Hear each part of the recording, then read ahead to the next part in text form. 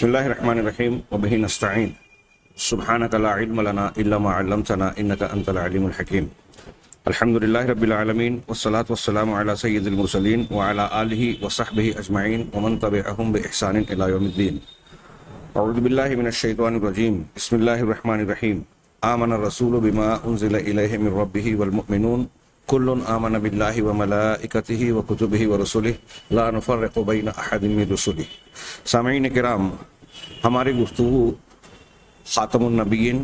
اللہ کے نبی جناب محمد رسول اللہ صلی اللہ علیہ وسلم کے ختم نبوت سے متعلق جاری ہے۔ اس سلسلے میں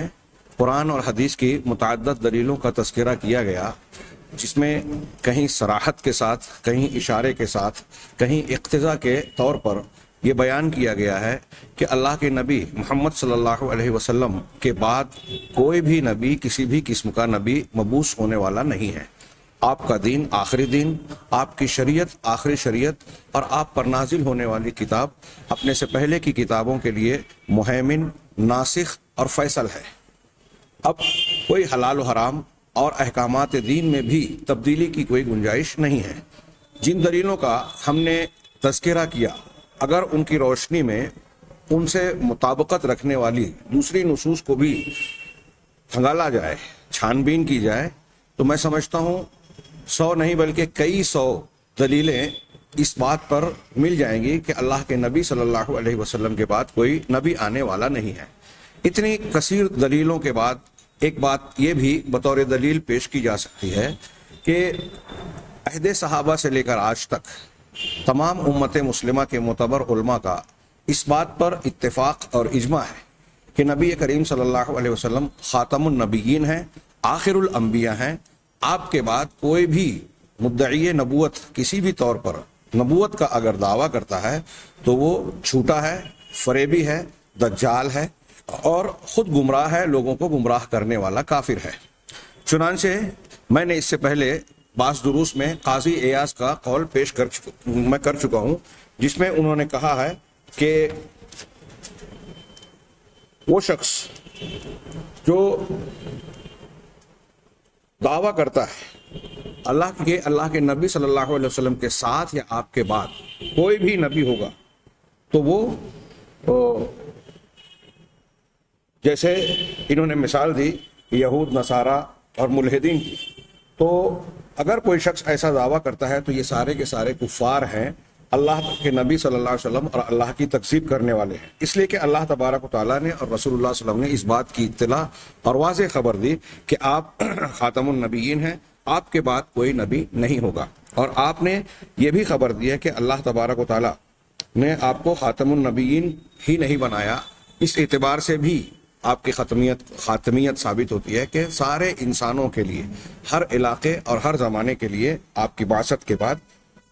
رسول بنا کر بھیجا ہے، اور امت کا خاتم النبیین کے اس معنی پر اجماع ہے۔ قاضی ایاز نے یہ بات کہی۔ اس کے علاوہ اگر آپ عہد صحابہ کے مفسرین اور بعد کے جو بھی معتبر مفسرین ہیں ان کی تفسیریں اٹھائیں، تفسیر ابن جریر، تفسیر طبری، تفسیر خازن، البحر المحیط سے لے کر آج کے زمانے تک جتنی بھی علامہ ابن کثیر کی، امام بغوی کی اور بعض تفاسیر کی جو حصے ہیں، علامہ ابن تیمیہ، علامہ ابن قیم اور دوسرے علماء اعظام کی، سارے لوگوں کا اس بات پر اتفاق ملے گا کہ اللہ تبارک و تعالیٰ نے سورۃ الاحزاب میں نبی کریم صلی اللہ علیہ وسلم کو جو کہا کہ وَلَٰكِن رسول اللہ و خاتم النبیین، اس خاتم النبیین کا مطلب یہ ہے کہ آپ آخری نبی ہیں، نبیوں کا سلسلہ آپ پر منقطع ہو گیا۔ یہاں موسوعہ کی عبارت میں آپ حضرات کے سامنے پیش کرنا چاہتا ہوں، اس کا مفہوم یہ کہتے ہیں کہ اما الاجماع، ختم نبوت پر نبی کریم صلی اللہ علیہ وسلم کی ختم نبوت پر اجماع کی دلیل رہا اجماع، تو امت کا اس بات پر اجماع اور اتفاق ہے کہ آپ صلی اللہ علیہ وسلم تمام انبیاء اور رسولوں کے خاتم اور خاتم ہیں، اور جن و انس کے تمام لوگوں کی طرف رب العالمین کے بھیجے ہوئے رسول ہیں۔ یہ بات صحابہ کرام رضوان اللہ علیہم اجمعین کے درمیان ایک دم ضروری علم کے طور پر، بدیہی علم کے طور پر معلوم تھی، یقینی طور پر ان کے یہاں جانی پہچانی ہوئی بات تھی، اور یہ بات ان سے تواتراً ثابت ہے۔ اور پھر ان کے بعد کی نسلوں میں بھی یہ بات ثابت ہی نہیں ہے، بلکہ بعد کی نسلوں نے بھی اس عقیدے کو قبول کیا۔ اسی بنیاد پر صحابہ کرام نے رسول اللہ صلی اللہ علیہ وسلم کی وفات کے بعد ان کی موجودگی میں جو بھی مدعیان نبوت سامنے آئے، ان سے قتال کے سلسلے میں، ان کو ختم کر دینے کے سلسلے میں، ان کے کافر ہونے کے سلسلے میں صحابہ کرام نے اتفاق کیا۔ اس بارے میں صحابہ کرام کے درمیان کوئی اختلاف نہیں تھا۔ انہوں نے مسیلمہ کذاب، اسود عنسی، ان لوگوں کے کفر کے سلسلے میں کوئی تردد نہیں کیا، کسی صحابی کا اس سلسلے میں اختلاف نہیں آیا۔ چنانچہ یہ دین کے ضروری طور پر معلوم عقائد میں شامل ہے کہ نبی کریم صلی اللہ علیہ وسلم آخری نبی ہیں، آپ کے بعد کسی کا بھی دعوی نبوت قابل قبول نہیں ہے بلکہ کفر ہے۔ چنانچہ جو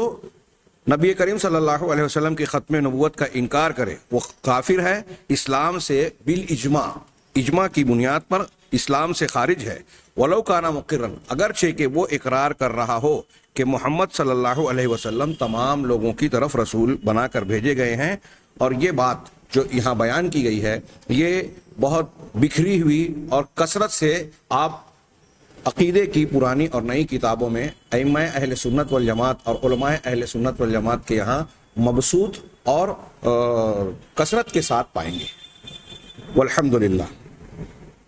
یعنی یہ میں نے بعض حوالوں سے یہ بات پیش کرنے کی کوشش کی کہ اس بات میں پوری امت کا اتفاق ہے کہ نبی کریم صلی اللہ علیہ وسلم پر نبوت کا سلسلہ ختم ہو گیا۔ آپ کے بعد کسی کی نبوت کا کوئی دعویٰ قابل قبول نہیں ہے، محض دعویٰ کرنا ہی اس کے باطل ہونے کی دلیل ہے۔ اس کی تحقیق کرنے کی بھی ضرورت نہیں ہے کہ یہ جو دعویٰ کر رہا ہے اس کی کوئی دلیل دیکھی جائے، دعوے کی بنیاد دیکھی جائے۔ میں نے پچھلے بعض دروس میں ذکر کیا کہ بعض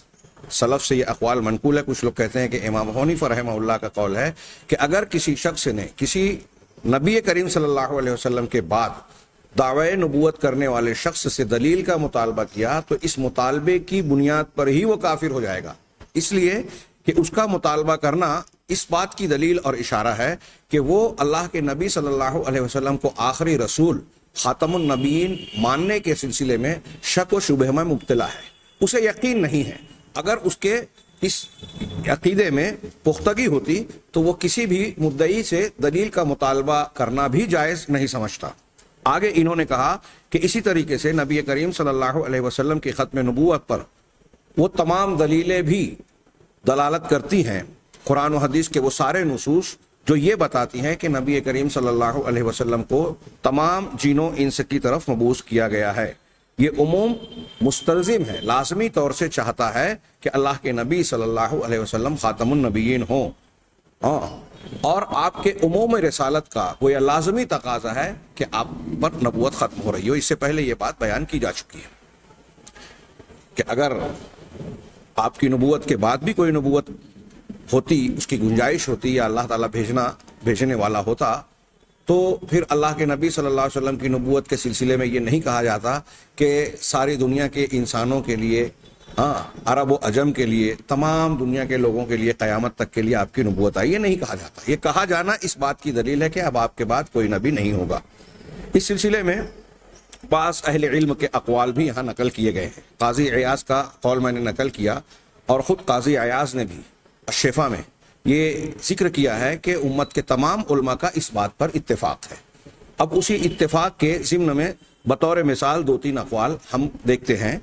امام ابو جعفر طحاوی، علامہ طحاوی رحمہ اللہ حنفی کہتے ہیں کہ وَإِن مُحَمَّدًا عَبْدَهُ الْمُصْطَفَى وَنَبِيَّهُ الْمُجْتَبَى، یہ العقیدۃ الطحاویہ کا متن ہے کہ محمد صلی اللہ علیہ وسلم اللہ کے منتخب بندے ہیں، وَنَبِيُّهُ الْمُجْتَبَى، اور اس کے چنندہ چنے ہوئے نبی ہیں، وَرَسُولُهُ الْمُرْتَضَى، اور اس کے اختیار کیے ہوئے پسند کیے ہوئے رسول ہیں، وَإِنَّهُ خَاتَمُ الْأَنْبِيَاء أَوْ خَاتِمُ الْأَنْبِيَاء، اور آپ انبیاء کے خاتم یا خاتم ہیں یعنی آخری نبی ہیں، وَإِمَامُ الْأَتْقِيَاء، اور تمام متقی اور پرہیزگار لوگوں کے امام ہیں۔ ایک انسان متقی پرہیزگار اسی وقت بن سکتا ہے جب جناب محمد رسول اللہ صلی اللہ علیہ وسلم کو اپنا مقتدا مطاع اور مطبوع مانے. قل ان کنتم تحبون اللہ فاتبعونی، اگر تم اللہ سے محبت کرتے ہو. اللہ سے محبت کے بغیر کوئی مومن نہیں ہو سکتا، کوئی آدمی متقی نہیں ہو سکتا. تو گویا اللہ سے محبت کا اور ایمان میں کھڑے ہونے کا معیار خود قرآن نے یہ بیان کیا کہ ان کنتم تحبون اللہ فاتبعونی، تو میری اتباع کرو. اب نبی کریم صلی اللہ علیہ وسلم کی اتباع کر کے ہی آدمی اللہ سے محبت کا ثبوت دینے والا ہوگا، متقی پرہیزگار اور مومن بندہ بنے گا. تو جتنے مومن بندے ہیں وہ اسی وقت مومن ہوتے ہیں جب رسول اللہ صلی اللہ علیہ وسلم کی امامت کو قبول کرے. اسی لیے کہا وہ امام الاتقیاء، تمام پرہیزگاروں اور متقی لوگوں کے آپ امام ہیں. وہ سید المرسلین، تمام رسولوں کے سردار ہیں. آپ کی رسولوں میں امتیازی شان کا تذکرہ اس سے پہلے ہو چکا. وہ حبیب رب العالمین، اور آپ رب العالمین کے محبوب اور حبیب ہیں. وہ کلو، یہ اگلا جملہ ہمارے موضوع سے متعلق ہے. وہ کلو دعوی النبوہ بعدہ فغی و ہوا، اور آپ کے بعد کا ہر دعوی نبوت کا ہر دعویٰ آپ کے بعد غی اور ہوا ہے. غی کہتے ہیں گمراہی سرکشی کو، یہ ظلم کے معنی میں ہے. اور ہوا یہ علم ہے جو وہم اور جہالت کی ضد کہلا سکتی ہے. ہاں، یعنی کوئی رائے کے اعتبار سے کہے یا کسی بنیاد پر کرے، وہ جہالت ہے، بے علمی اور دلیل کے بغیر کہی جانے والی بات ہے، اس پر دلیل ہو ہی نہیں سکتی. لہٰذا اب اگر کوئی نبوت کا دعویٰ کر رہا ہے تو اس پر سوچ بچار کرنے کی، غور و فکر کرنے کی کوئی ضرورت ہی نہیں ہے، کیونکہ یہ بات شریعت سے بداہتاً صراحتاً بغیر کسی ہیچ پیچ کے ثابت ہے کہ اللہ کے نبی صلی اللہ علیہ وسلم کے بعد کوئی نبی نہیں ہوگا. اس لیے ہر دعوی نبوت ضلالت ہے، گمراہی ہے، سرکشی اور ظلم ہے، اور ہوا پرستی ہے، یعنی دلیل اور دین کی مخالفت ہے. وَهُوَ الْمَبْعُوثُ إِلَىٰ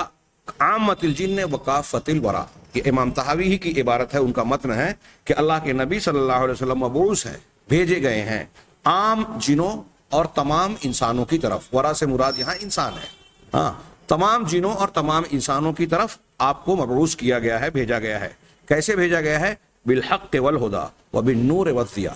حق اور ہدایت کے ساتھ، نور اور ضیاء کے ساتھ. نور اور ضیاء دونوں کا معنی روشنی اور اجالا ہوتا ہے، دونوں میں تھوڑا سا فرق کیا جاتا ہے. حق اور ہدایت نبی کریم صلی اللہ علیہ وسلم کے ساتھ ہے. اس کا مفہوم مخالف یہ ہوا کہ اب اللہ کے نبی صلی اللہ علیہ وسلم سے کوئی کسی بھی طرح ہٹتا ہے، انحراف کرتا ہے، آپ کی تعلیمات سے کتراتا ہے، تو وہ دراصل حق اور ہدایت سے، روشنی سے دور ہو رہا ہے، ہٹ رہا ہے. یہ امام طحاوی کی ایک عبارت ہوئی جس میں آپ نے فرمایا کہ آپ کے بعد کسی کی نبوت کا دعویٰ قابل قبول نہیں ہے، بلکہ وہ ظلم ہے، گمراہی ہے. شیخ الاسلام علامہ ابن تیمیہ رحمہ اللہ فرماتے ہیں محمد ابن عبداللہ ابن عبد المطلب ہوا رسول اللہ الی جمیع الثقلین الجن والانس عربہم و عجبہم دانیہم و قاسیہم، کہ محمد بن عبداللہ بن عبد المطلب یہ اللہ کے رسول ہیں جو بھیجے گئے ہیں تمام ثقلین یعنی جن و انس کی طرف، عرب ہوں یا عجم ہوں، عربیوں کی طرف بھی، اجمیوں کی طرف بھی، اور قریب کے لوگوں کی طرف بھی اور دور کے لوگوں کے پس کی طرف بھی. اس میں ان لوگوں کا بھی رد آ گیا جو رد ہو گیا جو یہ کہتے ہیں کہ نبی کریم صلی اللہ علیہ وسلم کو صرف اہل عرب کی طرف رسول بنا کر بھیجا گیا. ہاں، یہود و نصارہ میں بعض ایسے ہیں جو کہتے ہیں کہ محمد صلی اللہ علیہ وسلم سچے رسول تھے، لیکن آپ کی رسالت محدود ہے عربوں کے لیے، ہمارے لیے نہیں ہے، عرب کے باہر والوں کے لیے نہیں ہے. اس سے پہلے بھی اس کا تذکرہ ہوا کہ یہ بات بھی صاف صریح دلیلوں سے، ہاں عقلی دلیلوں سے بھی ثابت ہے کہ اللہ کے نبی صلی اللہ علیہ وسلم تمام انسانوں کی طرف مبعوث کیے گئے ہیں، اور نصارہ اور یہود کی طرف بھی، کیونکہ حضرت موسیٰ اور حضرت عیسیٰ علیہ السلام نے اپنے متبعین کو یہ بات بتائی، پیشین گوئیاں فرمائی اپنی کتابوں میں، اپنی تعلیمات میں، کہ ایسے ایسے رسول آنے والے ہیں. تو ظاہر سی بات ہے کہ ان کی پیشین گوئی بیان کر کے ان کی اتباع کا گویا اس میں حکم دیا گیا. چنانچہ قریب کے ہوں یا دور کے، عرب ہوں یا عجم ہوں، بادشاہ ہوں یا رعیت اور عام انسان ہوں، ہاں ان کے عابد و زاہد لوگ ہوں یا ان کے علاوہ کوئی دوسرے ہوں، تمام کی طرف اللہ کے نبی صلی اللہ علیہ وسلم کو رسول بنا کر بھیجا گیا. وَهُوَ خاتم الرسل، خاتم الرسل، اور آپ رسولوں کے خاتم، رسولوں کے آخری رسول ہیں، بلکہ وہ انبیاء میں، تمام انبیاء میں آخری نبی ہیں، اور وہ کتاب جو آپ پر، یہ علامہ ابن تیمیہ کی عبارت ہے جس کا میں ترجمہ کر رہا ہوں، اور وہ کتاب جو آپ کے اوپر نازل کی گئی وہ اپنے سامنے کی، اپنے سے پہلے کی کتابوں کی تصدیق کرتی ہے، ان کی تصدیق کرتی ہے، ان کا فیصلہ کرتی ہے، ان کی نگرانی ومہیمن علیہ، جیسا کہ قرآن نے کہا کہ ان کتابوں کی نگرانی کرتی ہے، ان کا فیصلہ کرتی ہے۔ تو جو شخص، آخر جملہ ان کا یہ ہے کہ اب جو کوئی یہ عقیدہ رکھے، جو کوئی شخص یہ عقیدہ رکھے کہ مخلوقات میں سے کوئی علماء میں سے ہو، عابد و زاہد میں سے ہو، یا بادشاہوں میں سے، عابد و زاہد میں سے یہ صوفیہ کے مشائخ بھی آ گئے، کوئی اگر ایسے کسی بھی انسان کے بارے میں یہ عقیدہ رکھے کہ وہ اللہ کے نبی صلی اللہ علیہ وسلم سے کی اطاعت اور فرما برداری سے، آپ کی اتباع اور آپ کی تعلیمات کے دائرے سے باہر نکل سکتا ہے، اس کے لیے یہ درست ہے، اور آپ جو کتاب اور حکمت لے کر آئے تھے، جس کی تعلیم آپ نے امت کو دی، اس سے ہٹ کر کوئی دوسری چیز اختیار کر سکتا ہے۔ اگر کسی کا عقیدہ یہ ہے، پھر سے میں بات کو دہرا رہا ہوں اپنے الفاظ میں علامہ ابن تیمیہ کے اس آخری جملے کو، کہ اگر کوئی یہ عقیدہ رکھتا ہے کہ نبی کریم صلی اللہ علیہ وسلم کی اتباع اور اطاعت سے ہٹ کر کسی اور کی طرف جا سکتا ہے، آپ کی لائی ہوئی تعلیمات کتاب و سنت کے بغیر کوئی دوسری چیز کو اختیار کر سکتا ہے یا اس کو شریعت کا درجہ دے سکتا ہے، ایسا اگر کوئی عقیدہ رکھتا ہے فہو کافر، تو وہ کافر ہے۔ یہ بات قیامت تک کے لیے متعین ہے کہ اب ہدایت اور اللہ تبارک و تعالیٰ کی توحید اور دین کو ماننے کا مرکزی نقطہ، بنیادی مرجع جناب محمد رسول اللہ صلی اللہ علیہ وسلم کی ذات اور تعلیمات ہے، کہ آپ کو رسول مانا جائے اور آپ کے بعد کسی کو رسول نہ مانا جائے۔ اور جب آپ کا معاملہ اتنا قیامت تک کے لیے طے شدہ ہے کہ آپ کے بغیر، آپ سے ہٹ کر کسی اور کی اتباع اور پیروی کی کوئی گنجائش ہی نہیں ہے،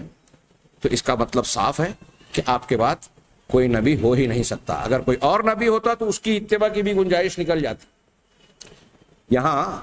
صرف مدعیان نبوت کا ہی رد نہیں ہو رہا ہے، ان حضرات کا مسلمانوں میں جو مختلف فرقوں نے اپنے اپنے پیشوا بنا رکھے ہیں، جن کو وہ اپنے دین اور احکامات دین کے سلسلے میں مرجع اور مصدر مانتے ہیں۔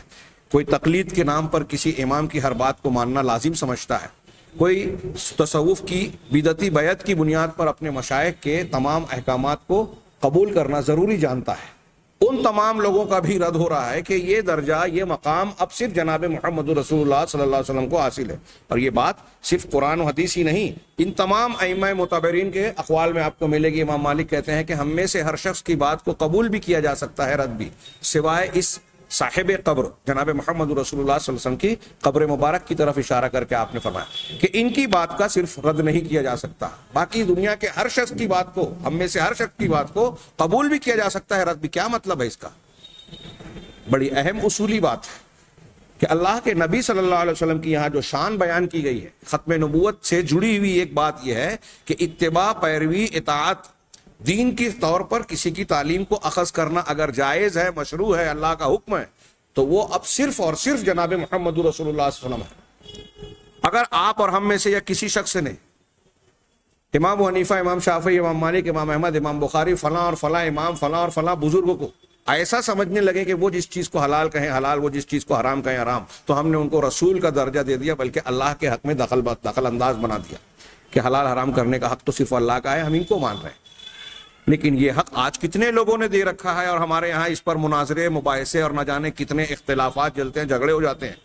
لوگ اتنی شریعت کی بنیادی صاف صریح تعلیم کو ماننے کے لیے، سمجھنے کے لیے تیار نہیں ہے کہ نبی کریم صلی اللہ علیہ وسلم کا ختم نبوت کی حیثیت سے یہ مقام ہے کہ اطاعت اور اتباع کی حیثیت جو آپ کو حاصل ہے وہ کائنات میں اب کسی کو حاصل نہیں ہے، اللہ کی طرف سے یہ بات متعین ہے۔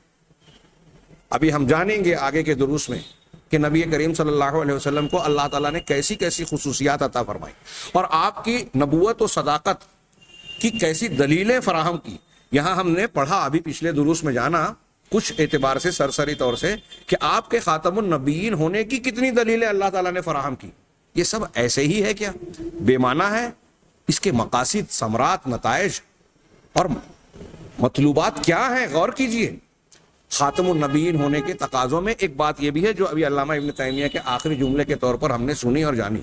وہ یہ کہ اللہ کے نبی صلی اللہ علیہ وسلم کے بعد کسی بھی شخصیت کی اتباع اور اطاعت نہیں کی جا سکتی۔ اگر کوئی یہ عقیدہ رکھے کہ آپ کو چھوڑ کر کسی اور کو مان سکتے ہیں، جان سکتے ہیں، آپ کے حقوق میں سے کسی حق میں شریک کر سکتے ہیں، تو وہ کافر ہے۔ علامہ ابن تیمیہ رحمہ اللہ کہہ رہے ہیں۔ علامہ ابن کثیر رحمہ اللہ کہتے ہیں،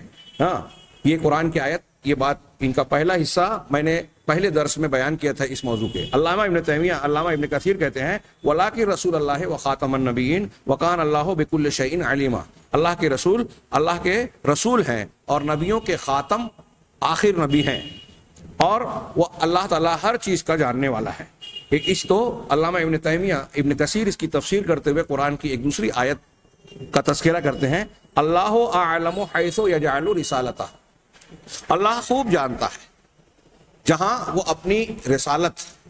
اپنے پیغام اور تعلیم کو دے رہا ہے، یعنی کس کو رسول بنا رہا ہے، کہاں اپنی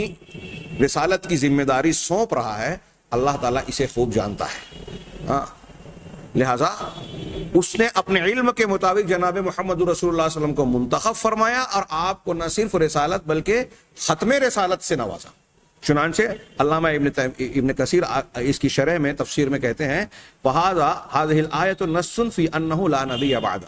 یہ آیت اس بارے میں نص ہے کہ آپ کے بعد کوئی نبی نہیں، اور جب آپ کے بعد کوئی نبی نہیں تو آپ کے بعد بطریق اولا و احرا، یعنی بدرجہ اولا کوئی نبی بھی نہیں ہوگا، کوئی رسول بھی نہیں ہوگا۔ اس لیے کہ رسالت کا مقام نبوت کے مقام سے زیادہ خاص اور اونچا ہے، اس لیے کہ ہر رسول نبی تو ہوتا ہے لیکن اس کے برعکس نہیں ہوتا، یعنی ہر نبی رسول نہیں ہوتا۔ یہ بات بھی بیان کی جا چکی ہے، اس لیے تفصیل میں نہ جاتے ہوئے آگے بڑھتا ہوں۔ اسی پر اللہ کے نبی صلی اللہ علیہ وسلم سے تواتر کے درجے سے بہت ساری احادیث مروی ہیں، صحابہ کرام کی ایک جماعت سے روایت ہوتے ہوئے۔ اس کے بعد کچھ عبارت کے بعد علامہ ابن کثیر کہتے ہیں تو اللہ تبارک و تعالیٰ کی بندوں پر رحمت کا ایک حصہ یہ ہے کہ اللہ نے محمد صلوات اللہ وسلامہ علیہ کو ان کی طرف مبعوث کیا۔ یہ علامہ ابن کثیر کہہ رہے ہیں، اور یہ بات قرآن میں ہے لقد من اللہ علی المؤمنین اذ بعث فیہم رسولا من انفسہم، اللہ نے مومنین پر احسان کیا کہ ان میں انہی کے جنس سے ایک رسول کو مبعوث کیا۔ تو علامہ ابن کثیر کہہ رہے ہیں کہ یہ اللہ تعالیٰ کی بندوں کے ساتھ رحمت، لطف و کرم کا، اس کی مہربانی کا حصہ ہے کہ اس نے محمد صلی اللہ علیہ وسلم کو ان کی طرف رسول بنا کر بھیجا۔ ثم من تشریف ہی لہم، پھر اتنا ہی نہیں بلکہ اللہ کی جانب سے ان کو شرف اور بلندی عطا کرنے کا ایک پہلو یہ بھی ہے کہ اللہ تعالیٰ نے نبی کریم صلی اللہ علیہ وسلم پر انبیاء اور مرسلین کو ختم کر دیا، یہاں آپ کو آخری کڑی بنا کر اس سلسلے کو منقطع کر دیا۔ اور یہ کیوں کیا؟ اس کرنے کی وجہ سے اللہ تعالیٰ نے آپ پر دین کو کامل کیا، یعنی آپ کو بعد چونکہ کوئی نبی آنے والا نہیں ہے، اس لیے آپ کو جو دین حنیف عطا کیا گیا، فطری دین دیا گیا، سیدھا دین دیا گیا، اس دین کو ہر اعتبار سے مکمل کیا گیا۔ وقد اخبر تعالی، اللہ تعالیٰ نے اپنی کتاب میں یہ خبر دی ہے، اور اللہ کے رسول صلی اللہ علیہ وسلم نے متواتر سنت میں بھی یہ خبر دی ہے کہ آپ کے بعد کوئی نبی نہیں، تاکہ لوگ یہ بات اچھی طرح سے جان جائیں کہ ہر وہ شخص جو آپ کے بعد اس مقام اور منصب کا دعویٰ کرتا ہے وہ کذاب ہے، افاق ہے۔ کذاب انتہائی جھوٹا، افاق یعنی جھوٹ کو تراشنے والا، بہتان تراشی کرنے والا، جھوٹ کو بننے والا، تو وہ کذاب و افاق ہے۔ دجال، اور دجال ہے یعنی بہت زیادہ فریب دینے والا، دھوکے باز۔ ضال مضل، خود گمراہ ہے اور دوسروں کو گمراہ کرنے والا ہے جو بھی دعویٰ کرتا ہے۔ اگرچہ آخری جملہ کہہ رہا ہے اللہ کا، اگرچہ کہ وہ خارق عادت چیز پیش کرے یا شعبدوں کا مظاہرہ کرے، ولو تخرقا او شعبذا واتى بانواع السحر والطلاسم والنرجیات،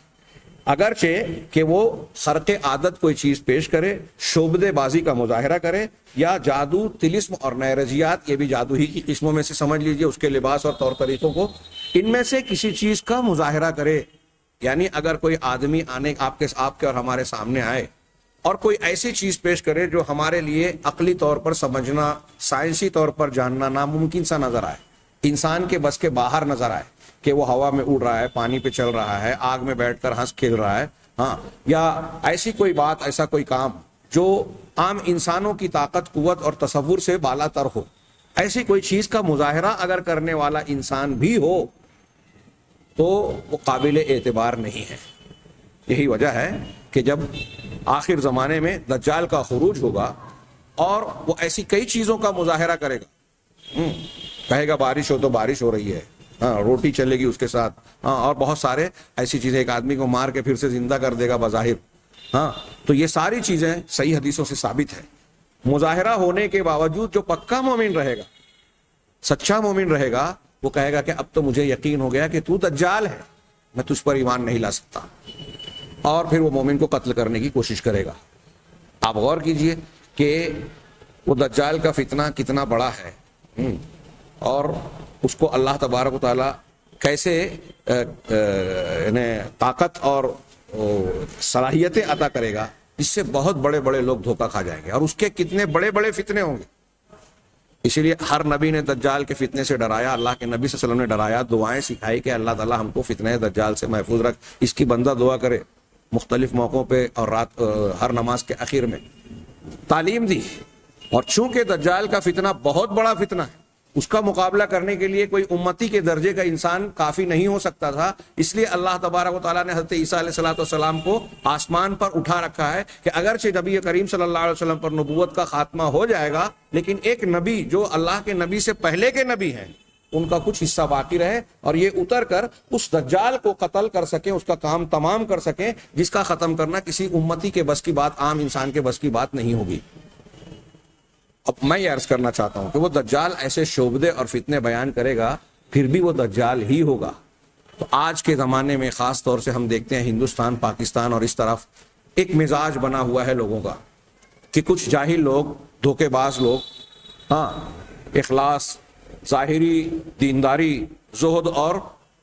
عبادات کا چولا پہنتے ہیں اور لوگوں کو دھوکہ دیتے ہیں، اور اپنی عقیدت، اپنے مشائخ کی عقیدت ان کو پجوانے کے لیے، دینی دکان چلانے کے لیے لوگوں کو ایسے جھوٹے واقعات سناتے ہیں، قصے بتاتے ہیں، اور کچھ شعبدوں کا مظاہرہ کرتے ہیں جس سے عام آدمی سمجھتا ہے کہ ہمارے ان بزرگوں اور ان کے مشائخ جن کے سلسلے سے یہ جڑے ہوئے ہیں، ان کے پاس اللہ تبارک و تعالیٰ نے خصوصی، یہ اللہ کے مقرب ہیں اور اللہ نے ان کو کچھ خصوصی صلاحیتیں، طاقتیں دے رکھی ہیں، ان کے ذریعے سے ہمارے زندگی کے مسائل حل ہو سکتے ہیں، مشکلات آسان ہو سکتی ہے، بگڑی بن سکتی ہے۔ تو بزرگ پرستی، شخصیت پرستی کا دروازہ کھول لیا جاتا ہے۔ تو اسی کو بات کہہ رہے ہیں کہ شعبدوں سے، ایسی طلسماتی چیزوں سے انسان کو متاثر نہیں ہونا چاہیے۔ اچھی طرح دماغ میں رکھیں، یہ جو الٹے سیدھے واقعات سنائے جاتے ہیں ہمارے یہاں، یا اگر وہ صحیح بھی ہوں کہ ایک انسان پھلا ہوا میں اڑتا تھا، تو اس سے ثابت کیا ہوتا ہے؟ فرض کر لیں، تھوڑی دیر کے لیے مان لیں کہ ایک آدمی ہوا میں اڑتا ہے، پانی پہ چلتا ہے، ہاں، آگ میں بیٹھتا ہے، ہاں، اور ایک ہی وضو سے کئی سال تک نماز پڑھتا ہے۔ عشاء کا فجر میں نہیں کہہ رہا ہوں، ایک وضو سے پوری نماز پڑھ رہا ہے سال بھر کی۔ اگر ایسا مان لیا جائے تو اس سے کیا ثابت کرنا چاہتے ہیں آپ؟ کیا اس سے یہ دلیل پکڑی جائے گی کہ جو شخص ایسا مظاہرہ کر رہا ہے اس کو اللہ کے نبی صلی اللہ علیہ وسلم کا درجہ دے دیا جائے، اس کے اندر اللہ تعالیٰ کی خصوصیات مان لی جائیں؟ اللہ کے انبیاء اور پیغمبروں کو معجزات ملنے کے باوجود انہوں نے یہ دعویٰ نہیں کیا، انہوں نے لوگوں کو شرک سے روکا، اپنی پرستش سے روکا۔ حضرت موسیٰ علیہ السلام کا معجزہ دیکھنے کے بعد جادوگروں نے یہ نہیں کہا کہ موسیٰ تمہاری طاقت ہے، بلکہ ہم موسیٰ تمہارے اور ہارون کے رب پر ایمان لاتے ہیں کہ یہ تمہاری طاقت نہیں ہے، رب کی طاقت ہے۔ تو معجزات اور کرامات اولیاء اور انبیاء کے ہاتھوں اور ان کی طاقت اور قدرت سے ظاہر نہیں ہوتے، اللہ کی طاقت و قدرت سے ظاہر ہوتے ہیں۔ بہرحال یہاں ایک بنیاد بیان کر رہے ہیں علامہ ابن کثیر مختصر سے اور سادے سے جملے میں کہ اگرچہ کوئی انسان خرق عادت بات یا کوئی طلسماتی اور جادوی چیز پیش کرے، ایسی چیز جو ہماری سمجھ سے باہر ہو، تب بھی ہم اس کے نبوت کے دعوے کو قبول نہیں کریں گے، اس لیے کہ یہ بالکل پختگی کے ساتھ ثابت شدہ بات ہے کہ نبی کریم صلی اللہ علیہ وسلم کے بعد کوئی نبی نہیں ہو سکتا۔ یہ ساری باتیں اولو الالباب کے یہاں محال ہے کہ اللہ کے نبی صلی اللہ علیہ وسلم کے بعد کوئی نبی مبعوث ہو سکے۔ یہ چند اقوال اور کچھ تصریحات، کچھ علماء کے اقوال ہم نے پڑھے جانے ختم نبوت کے سلسلے میں۔ اب اس سے متعلقہ آخری 2-3 مسائل ہیں، انشاءاللہ آئندہ درس میں ہم اس پر نگاہ ڈالیں گے۔ اللہ تبارک تعالی ہر اعتبار سے ہمیں خیر کی توفیق عطا فرمائے اور ہمارا انجام بہتر فرمائے۔ وآخر دعوانا ان الحمدللہ رب العالمین۔